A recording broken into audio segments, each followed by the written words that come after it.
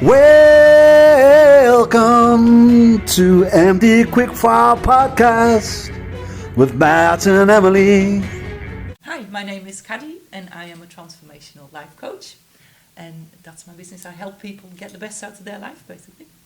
Hi Caddi, and who is it that you help? So the program I teach, really, it's a success system. So I teach a system that makes people successful.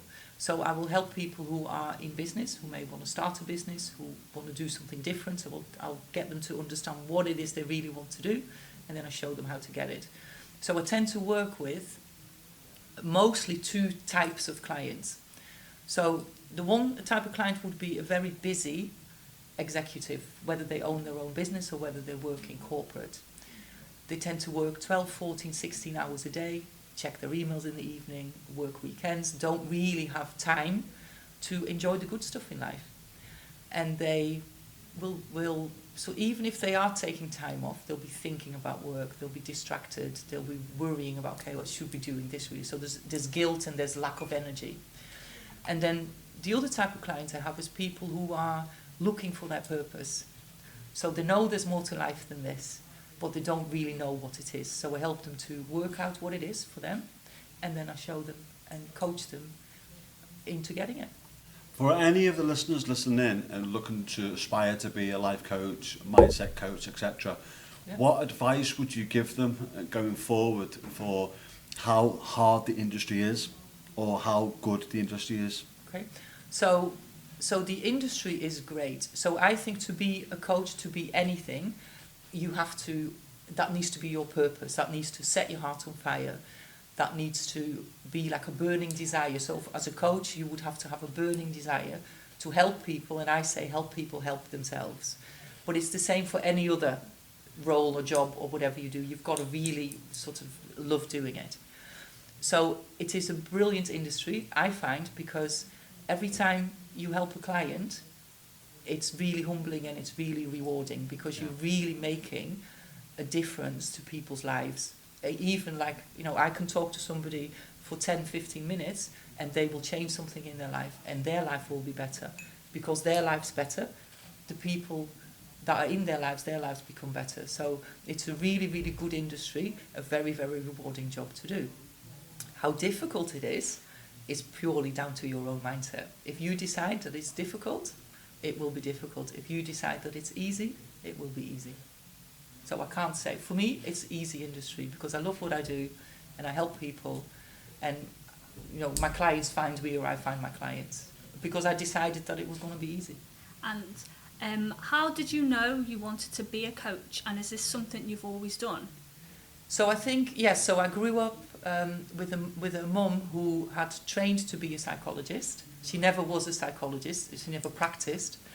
So I suppose from her I've always had the interest in why people are different. I had a Dutch mum and an English dad. I was going to say, you've got a twang in your accent, haven't you? Yeah. So my mum, as a Dutch person, but even for her time, she was very open-minded and she would really consider looking at things in different ways. My dad, who was 11 years older than she was a very typical English gentleman. So quite close-minded, quite, this is how things should be, and not really comfortable when anybody started to challenge the things he wanted. Now, him being with my mum sort of changed his ways as well. So I think from a very early age I've had an appreciation that people are very different, and that it is really down to the way that we're programmed and conditioned. So in a way, in my upbringing, I feel I've had the best of both worlds.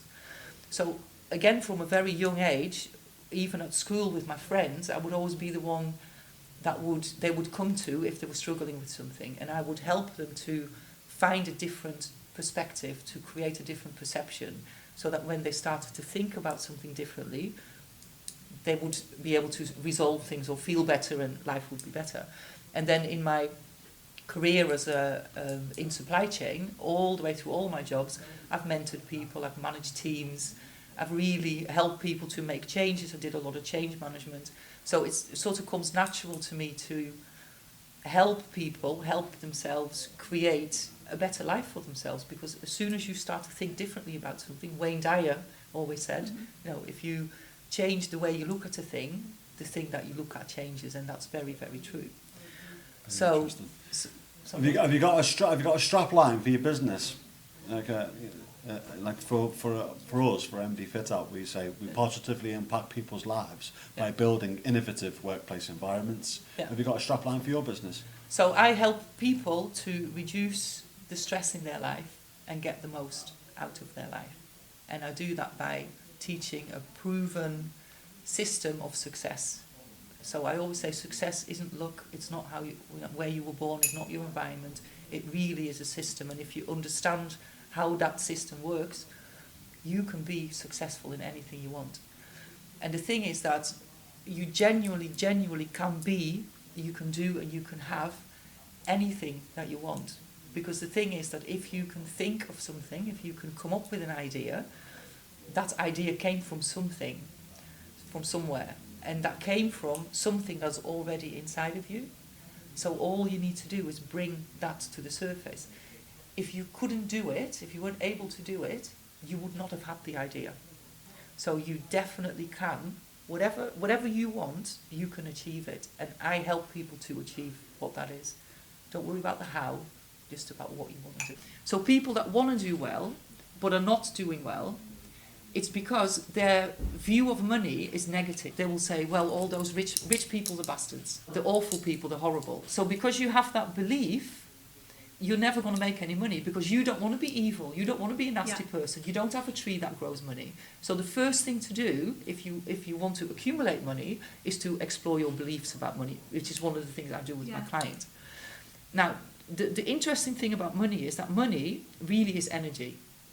So it's a few things. One of the things it is an exchange mechanism, because it is so much easier for me to give you 20 quid and you give me something back for that than it is for me to give you 6 eggs and you give me a pound of goat's cheese, right? So it's way easier to just use money because it's an exchange mechanism.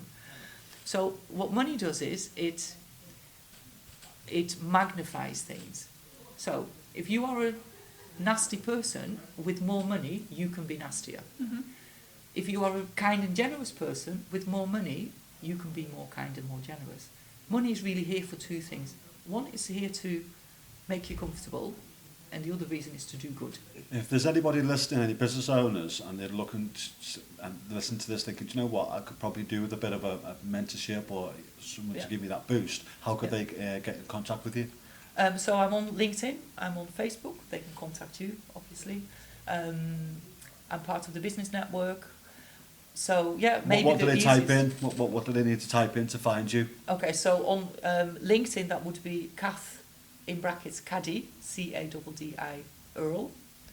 In Facebook that would be Caddi Earl, or you can go onto my Facebook group, which is Believe and Achieve Coaching Academy. Okay. Do you have a website? I do, but it's under reconstruction at the moment. So if you type it in, it will just give you the link to my LinkedIn profile. Okay. So it's www.believe-achieve.org/TIR.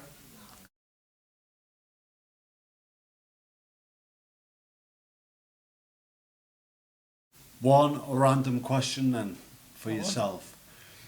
If you had a superpower, what would it be and why? What would it be? Yeah, what is your superpower? Anything in the world. So if there's anything I could have and do, I would want to fly on a broomstick. A what, sorry? I would want to fly on a broomstick. Fly on a broomstick, yeah. I would love that, yes. Into the sunset, gone, casting all your it's spells and sprinkling all your magic everywhere. Absolutely, yes. Well, thank you so much for coming on. It's an absolute pleasure. And thanks for having me. Cheers, thank you so much. Thank you. Thanks. You've been listening to MD Quickfire Podcast. To sponsor our show or appear as a guest, visit us at mdfitout.co.uk.